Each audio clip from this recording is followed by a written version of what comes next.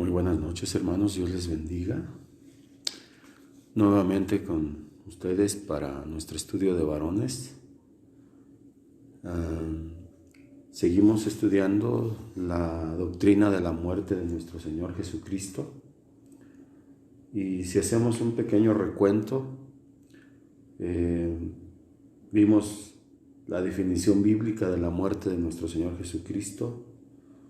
Y la vimos primero como el significado de la muerte de Cristo como un rescate. Después lo vimos como una propiciación. Y la enseñanza anterior fue como una reconciliación. Hoy veremos la muerte de nuestro Señor Jesucristo como una sustitución, como un reemplazo. Y vamos a estudiar, quizá esta enseñanza nos lleve dos porciones, dos estudios, de manera que vamos a iniciar porque es un poquito amplia y requiere de bastante tiempo. Entonces vamos a orar, vamos a poner este tiempo en las manos del Señor y esperemos que sea de edificación. Oremos pues. Padre, te damos muchas gracias, Señor, porque tú eres bueno, porque eres maravilloso, Señor. Porque, Señor, tú pusiste en nuestro lugar como pecadores a tu Hijo Jesucristo, siendo el ser más puro, el ser más perfecto. Señor, lo sustituiste por cada uno de nosotros, seres imperfectos, seres malvados, seres llenos de pecado, de imperfección. Y hiciste que tu Hijo pagara el precio que merecíamos cada uno de nosotros como pecadores, la muerte. De manera que no hay forma de agradecerte, Señor, el favor tan grande que hiciste para con cada uno de nosotros al sacrificar a tu propio Hijo por un amor tan indescifrable que no entendemos, Señor, que tú tienes para cada uno de nosotros. Te damos gracias, Señor, y trataremos de entender, Señor, esta preciosa doctrina en la que tú nos has hecho justos, pero no por nuestra justicia, sino por la justicia de nuestro Señor Jesucristo. Ponemos este tiempo en tus manos, Señor, y esperamos que tú nos enseñes, nos muestres a través de tu palabra lo que tú quieras mostrarnos, Señor, para nuestra edificación y la de nuestra familia. En el nombre de Jesús. Amén. Amén. Empezaremos con Isaías 53:6.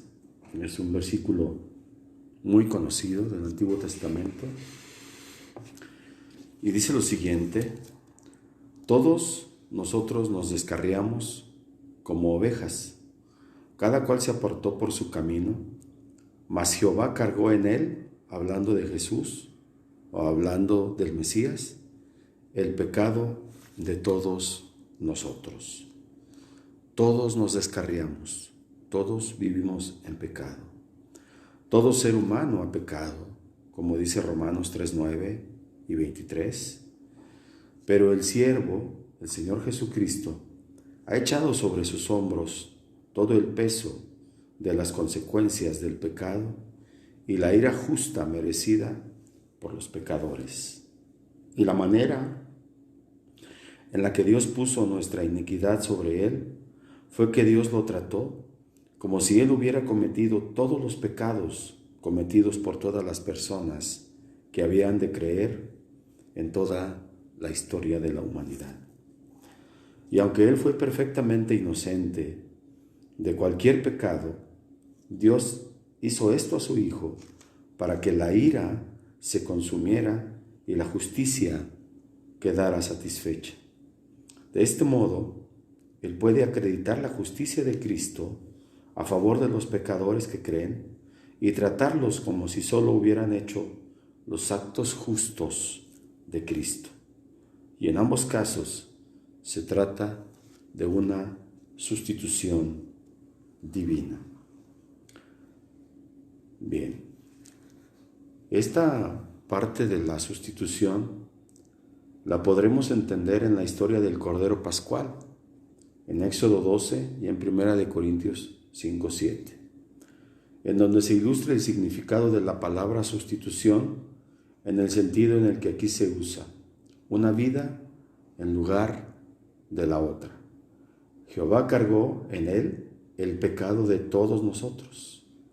Dios hizo que Cristo, que no tuvo pecado, fuera pecado por nosotros. El mismo Cristo llevó nuestros pecados en su cuerpo sobre el madero. Esto es lo que se llama la sustitución. Cristo murió en nuestro lugar, llevó nuestros pecados, pagó la pena de vida por ellos, y todo esto no por fuerza, sino por voluntad. Cristo lo hizo por su propia voluntad. No fue un accidente, no fue que se le salieran las cosas de las manos, como muchos falsos teólogos afirman, sino que fue y estuvo todo esto premeditado desde la eternidad, desde la caída del hombre. Entonces, vamos a ver un poco en el libro de Levítico cómo es que esto se ejemplificaba en el Antiguo Testamento y cómo era figura y sombra de lo que había de suceder en la vida de nuestro Señor Jesucristo.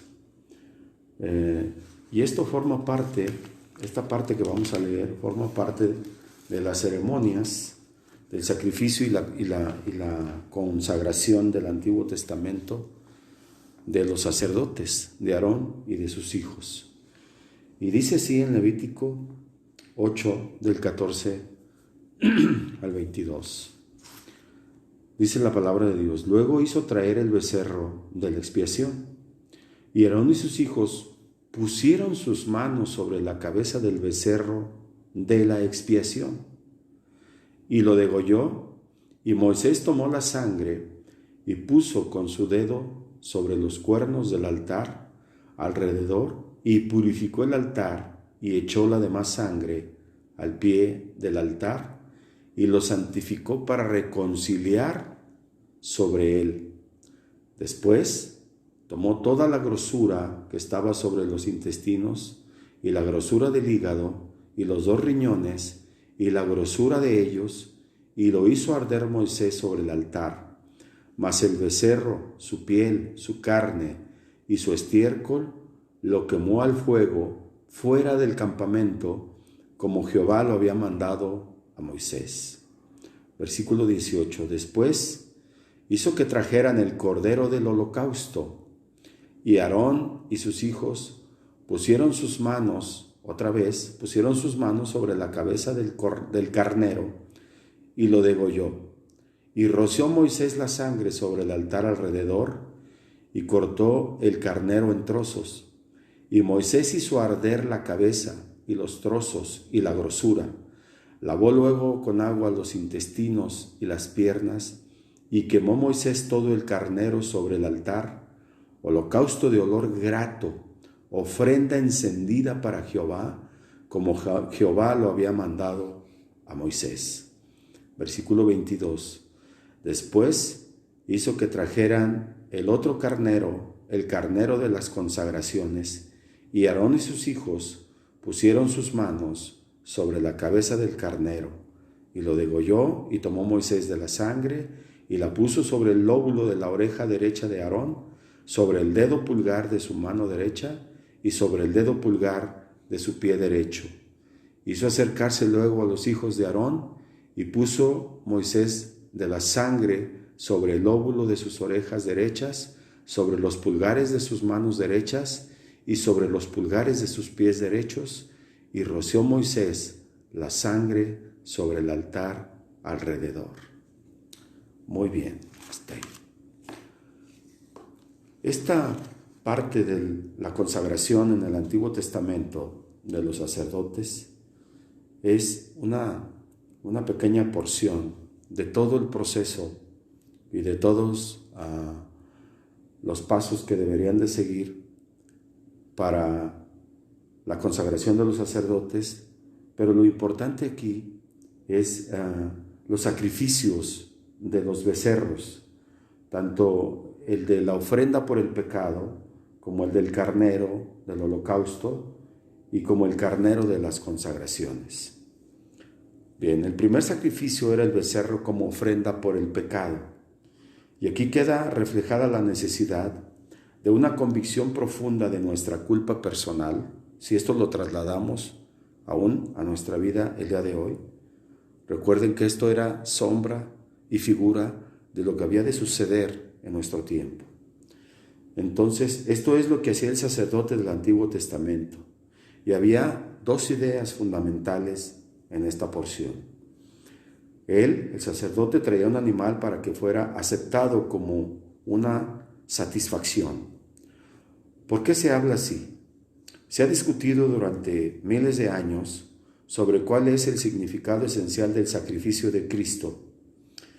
Y vemos que en los 10 primeros siglos del cristianismo se aceptó en general que en la cruz Cristo había pagado un precio a Satanás. Esta idea, hoy todavía hay muchos teólogos que la defienden, pero vamos a ver que es falsa.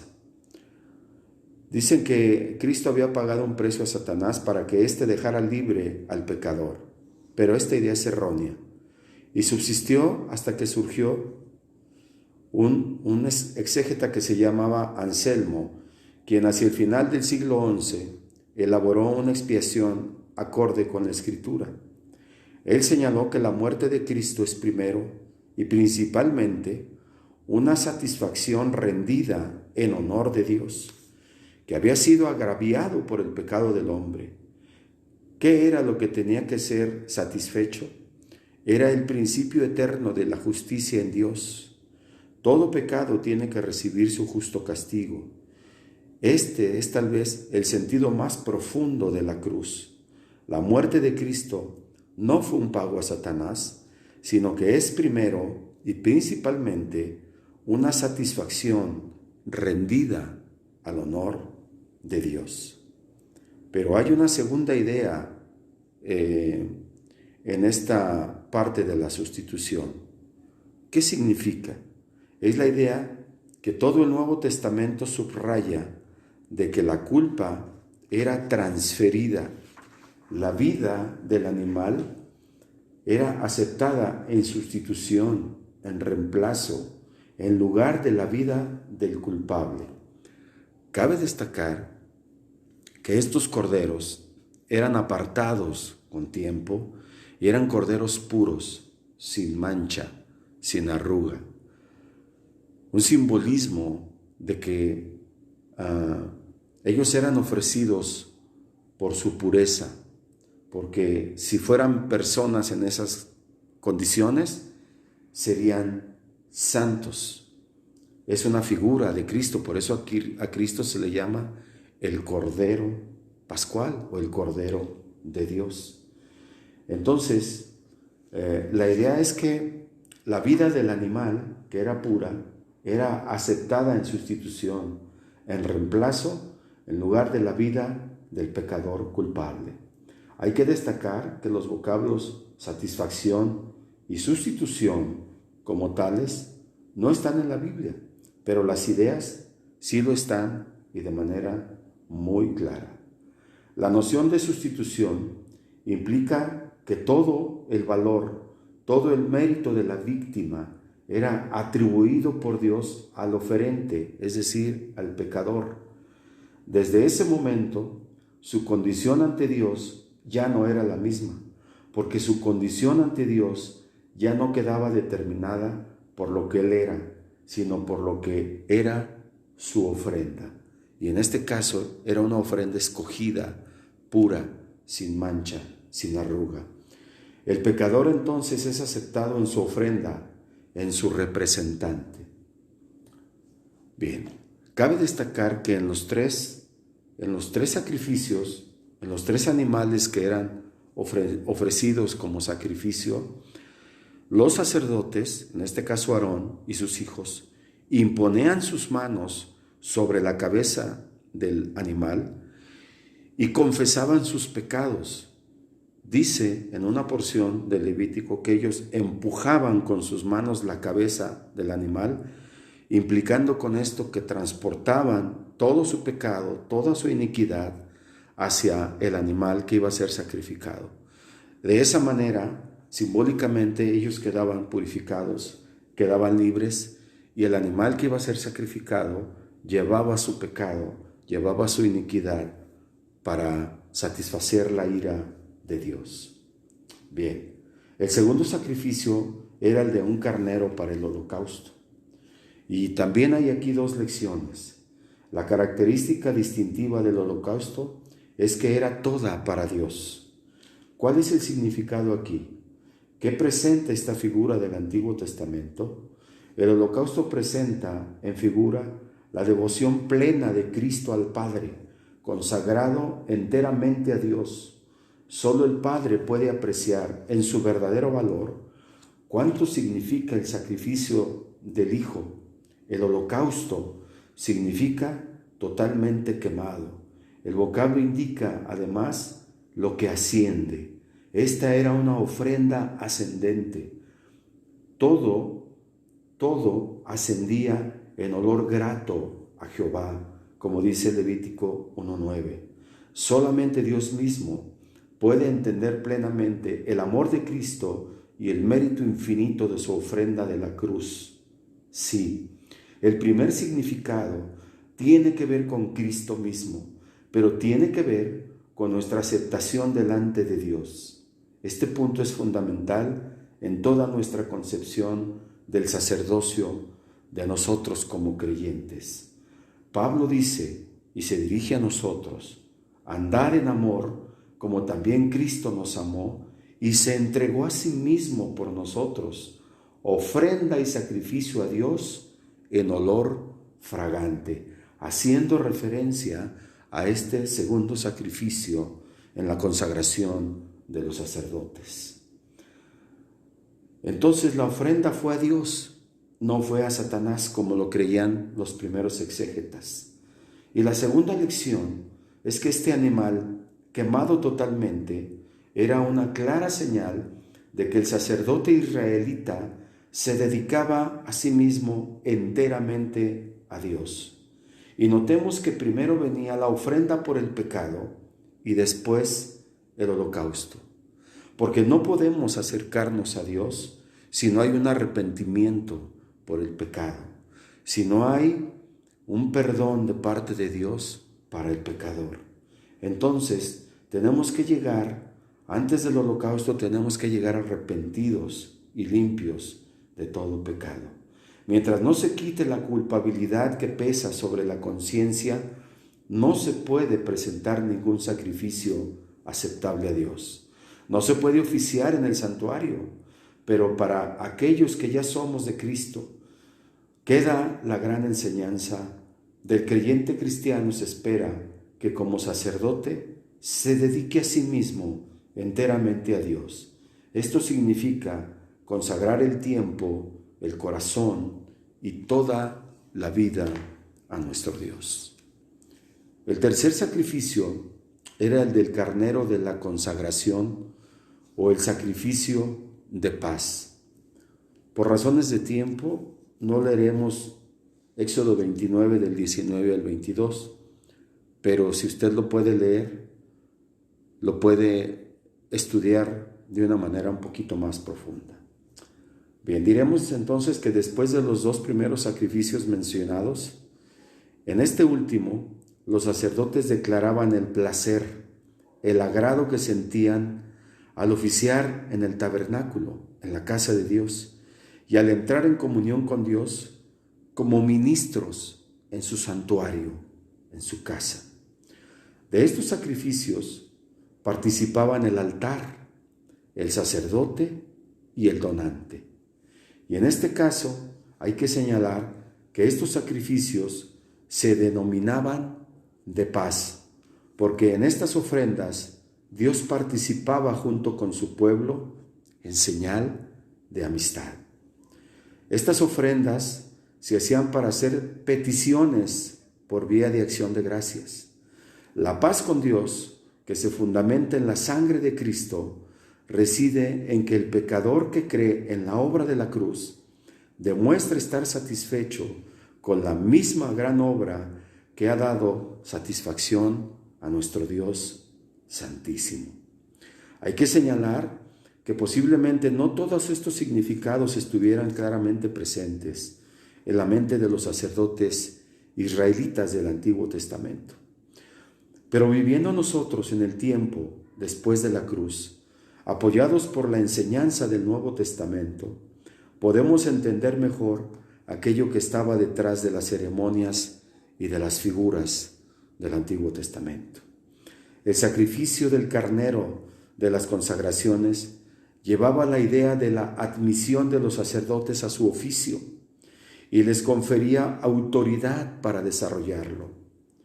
Ahora que hemos visto los tres sacrificios ligados a la consagración, tenemos que detenernos para apreciar el detalle fundamental que ocurría en el hecho de que los sacerdotes ponían sus manos sobre las víctimas en los tres casos. Las ponían sobre el becerro en la ofrenda por el pecado, las ponían sobre el carnero en el holocausto y sobre el carnero de la consagración. Pero tenemos que distinguir entre las ofrendas por el pecado y las ofrendas de olor suave. En el primero, en el caso de las ofrendas por el pecado, al poner la mano sobre la cabeza de la víctima, el oferente venía como un pecador. ¿Qué hacía? Transfería a la víctima su indignidad y su culpa. En cierto sentido, la víctima, la ofrenda, quedaba identificada con el oferente y por tanto llevaba su culpa. Y la figura es directa. Sin vacilar, se puede decir de Jesucristo que Él se ha identificado con los hombres pecadores, en su responsabilidad por el pecado. Algunos pretenden decir que Cristo se identifica con el cristiano como hombre nuevo, pero no es así. Pero esto no es lo que enseña la Escritura, porque en Romanos 6:6 leemos que nuestro viejo hombre fue crucificado juntamente con Él. En cambio, en las ofrendas de olor suave, el holocausto y la ofrenda de paces lo eran. Al poner las manos sobre el animal, el oferente venía ya no como un pecador, ya no como alguien indigno, sino como un adorador, uno que se identificaba con la perfección de la víctima. Podríamos ilustrar lo que ocurría por medio de un esquema muy simple. La ofrenda en una columna, en otra cómo venía el oferente y en la tercera lo que hacía. En la ofrenda por el pecado, el oferente venía como pecador, como lo explicamos, ¿y qué hacía?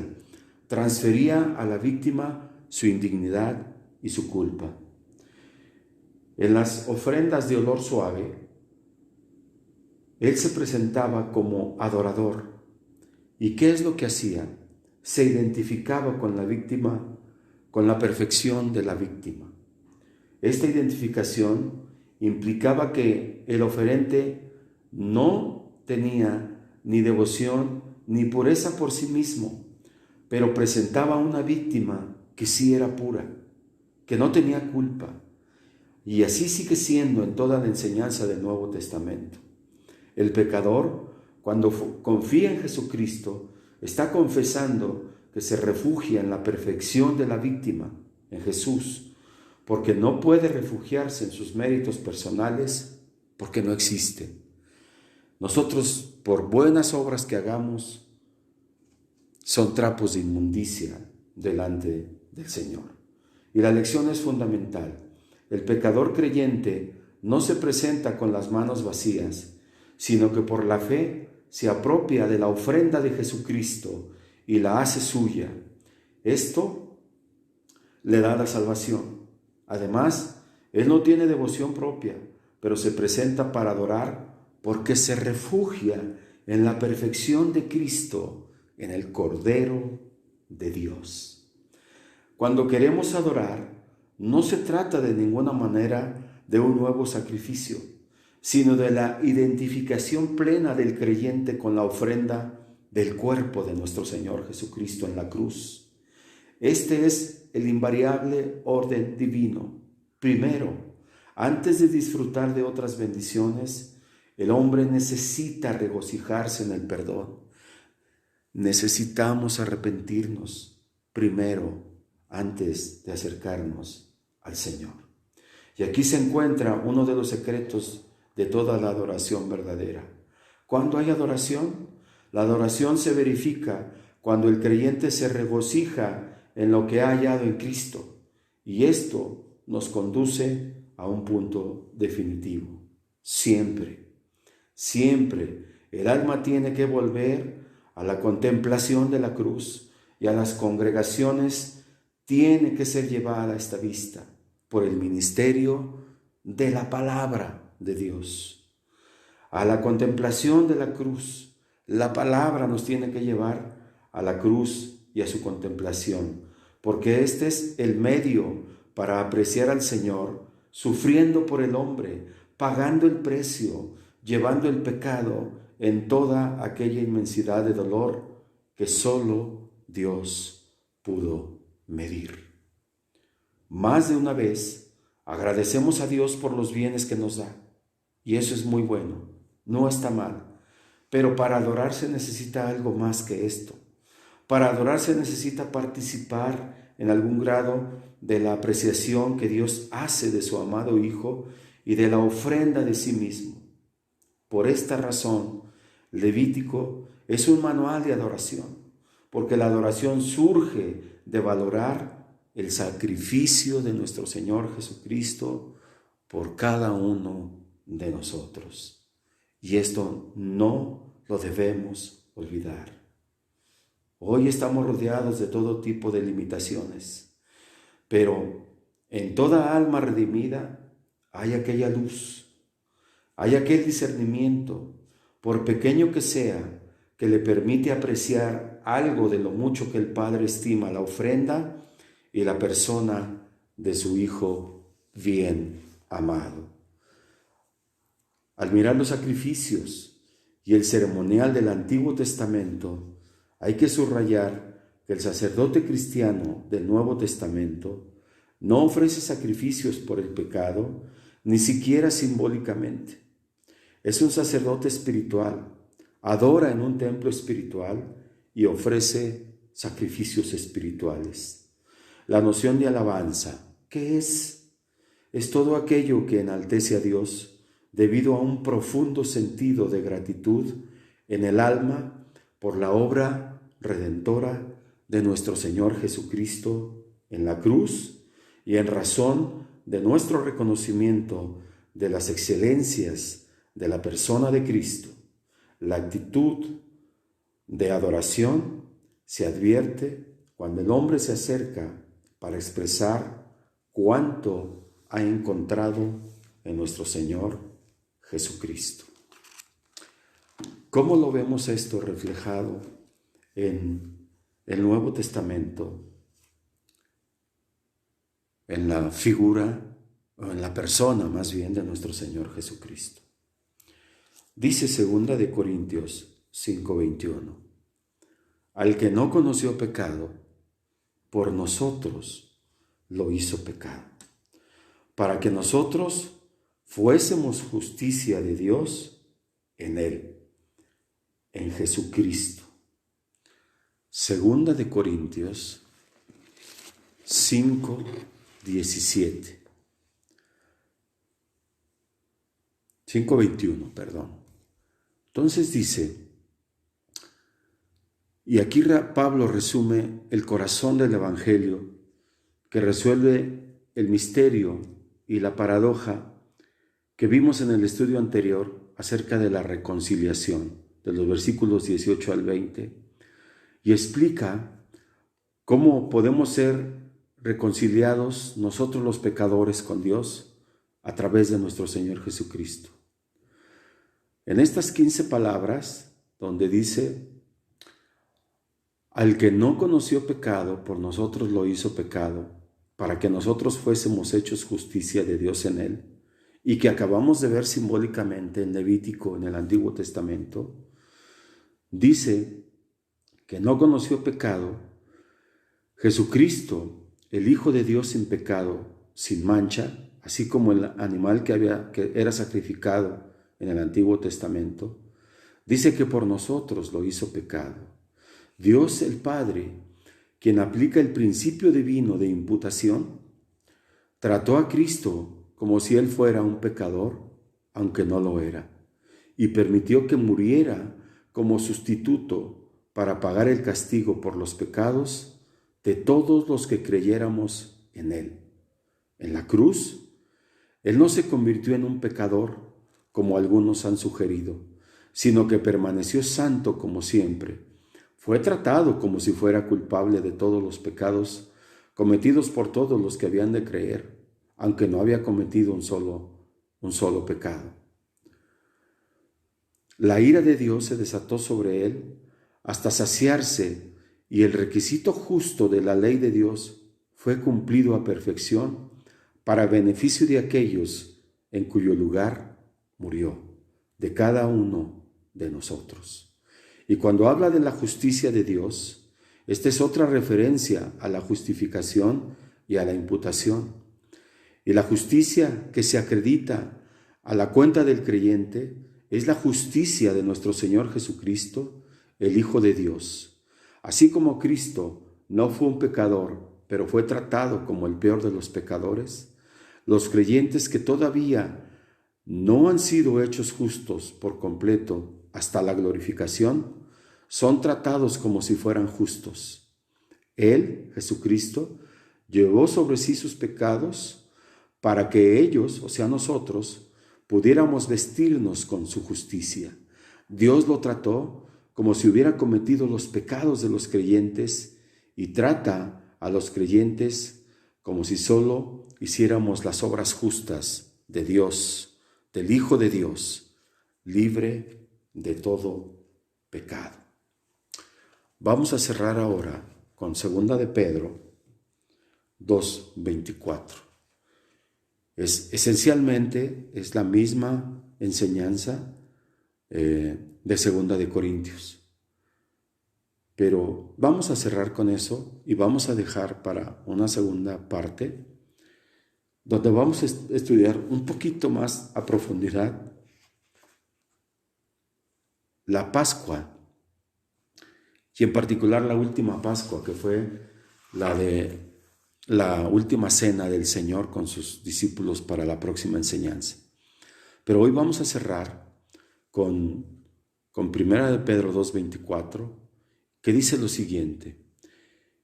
Hablando de Jesús, dice: quien llevó él mismo nuestros pecados en su cuerpo sobre el madero, para que nosotros, estando muertos a los pecados, vivamos a la justicia, y por cuya herida fuisteis sanados. Bien, llevó él mismo nuestros pecados. Cristo no solo sufrió como ejemplo para el cristiano, para cada uno de nosotros, sino mucho más importante, lo hizo como sustituto del cristiano. O sea, Él nos sustituyó y Él tomó el lugar que nos correspondía para el castigo, para la ira de Dios. Él cargó con los pecados, y el cargar con los pecados implicó ser castigado por ellos. Cristo llevó la condena y el castigo en lugar de cada uno de nosotros como creyentes, de tal modo que satisfizo la justicia de un Dios santo. Esta gran doctrina, esta de la expiación sustitutiva, es el corazón del Evangelio.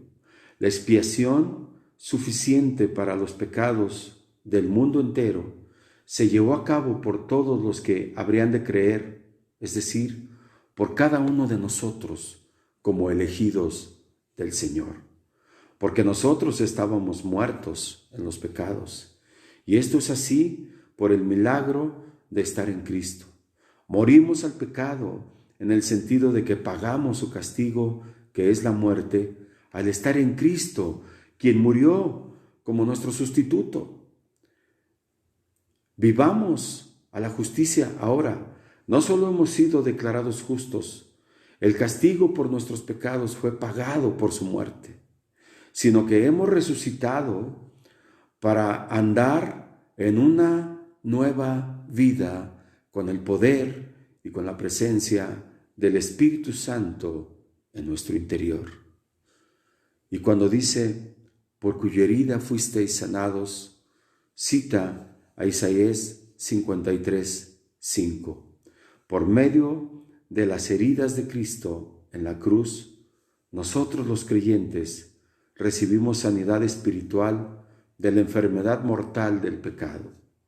La sanidad física solo viene en la glorificación, cuando no habrá más dolor, cuando no habrá más enfermedad y cuando no habrá muerte. No quiere decir que no haya pecados en nuestros días. El Señor es soberano y puede hacerlo. Pero vendrá un tiempo de la glorificación, cuando no habrá más dolor, cuando no habrá enfermedad, cuando no habrá muerte. Pero eso será en otro plano, en el plano espiritual. Entonces, quedémonos con esto, hermanos. La doctrina de la sustitución significa que el Señor Jesucristo tomó nuestro lugar, cargó nuestros pecados, recibió la culpa, la muerte que nosotros merecíamos y nos ha redimido y nos ha hecho justos delante del Señor. Y fuimos sanados por medio de sus heridas en la cruz y recibimos la sanidad espiritual de la enfermedad mortal del pecado. Es una preciosa enseñanza. Vamos a hablar más a profundidad en la siguiente exposición, hermanos. Pero ahora es bueno reflexionar en esto, es bueno entenderlo y es bueno explicarlo a nuestros hijos. Estas doctrinas difícilmente, como lo comentaba en enseñanzas anteriores, difícilmente son expuestas hoy en muchas iglesias, donde no hay doctrina, donde no hay un apego real a la palabra de Dios, donde no hay ortodoxia en la palabra, hermanos. Y debemos nosotros profundizar en ella. Debemos entender lo que expusimos ahora. El único camino que nos lleva a la visión de la cruz y el sacrificio perfecto de nuestro Señor Jesucristo es volviendo a su palabra. Si queremos entender el pasado y si queremos entender el presente, tenemos que estudiar la palabra de Dios. No hay otra. No hay otro manual más perfecto para nuestra vida, hermanos. Quedémonos con eso. Oremos. Esperemos que haya sido de gran edificación esta breve enseñanza. Continuaremos en la próxima, con la conclusión de la enseñanza de la sustitución. Pero ahora viéndolo más en particular, en la persona de nuestro Señor Jesucristo, en la última cena. Oremos pues. Padre, te damos muchas gracias, Señor. Una vez más comprobamos que es un regocijo, Señor. Es un manjar, Señor, introducirnos en tu palabra, escudriñarla y entender el gran sacrificio de la muerte de nuestro Señor Jesucristo y todas las bondades, Señor, que ha traído para cada uno de nosotros, los que hemos confesado su nombre, los que nos decimos cristianos, aquellos, Señor, que hemos sido salvados y redimidos por su preciosa sangre, por la cual Él tomó nuestro lugar, fue sacrificado, tomó nuestros pecados, Señor, y tú descargaste tu ira santa sobre Él para salvarnos. Te lo agradecemos tanto, Señor. No hay palabras, Señor, que puedan alcanzar, Señor, el agradecimiento que te debemos dar. Pero, Señor, de manera humilde, Señor, te presentamos, Señor, nuestra adoración, Padre, a través del estudio de esta palabra. Y te pido, Señor, que sea de provecho para mis hermanos, para que le expongan, Señor, a sus hijos, a su familia, a su esposa, y aun que lo podamos compartir en nuestra congregación, Padre. Te damos muchas gracias, Señor, en el nombre precioso de nuestro Señor Jesucristo. Amén. Buenas noches, hermanos. Dios les bendiga y nos vemos en la próxima.